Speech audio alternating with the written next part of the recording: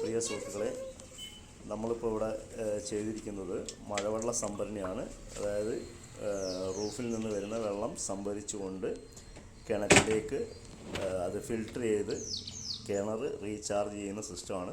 അതിനുവേണ്ടി നമ്മൾ ഈ ചെയ്തിരിക്കുന്നത് വീടിൻ്റെ മുകൾ ഭാഗം മുഴുവൻ പാത്തി വെച്ച് കറക്റ്റാക്കിയിരിക്കുകയാണ്. ആ പാത്തിയിൽ നിന്നുള്ള വെള്ളം കൃത്യമായിട്ട് ടാങ്കിലേക്ക് എത്തിക്കുന്നതിന് വേണ്ടിയുള്ള സംവിധാനമാണ് ഈ കാണുന്നത്. അതാണ് നമ്മൾ ചെയ്തിരിക്കുന്നത്. അത് കൃത്യമായിട്ട് വന്ന് വെള്ളം ടാങ്കിലേക്ക് വീഴുന്നു. ആ ടാങ്കിൽ നിന്ന് അത് ഫിൽട്ടർ ചെയ്തുകൊണ്ടാണ് നമ്മൾ ഈ പൈപ്പ് വഴി നേരെ കിണറിലേക്ക് എത്തിക്കുന്നത്. അതിനു വേണ്ടിയുള്ള സംവിധാനമാണ് നമ്മൾ ചെയ്തിരിക്കുന്നത്.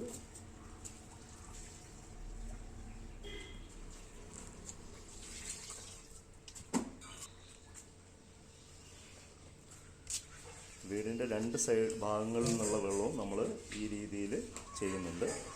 ഈ സൈഡിൽ ചെയ്തിരിക്കുന്നത് നമ്മളൊരു നീല വീപ്പയിലേക്ക് ഫിൽറ്ററിംഗ് സിസ്റ്റം വഴി വെള്ളം എത്തിച്ച് അത് കിണറ്റിലേക്ക് എത്തിക്കുന്ന രീതിയാണ് നമ്മൾ ചെയ്തിരിക്കുന്നത്.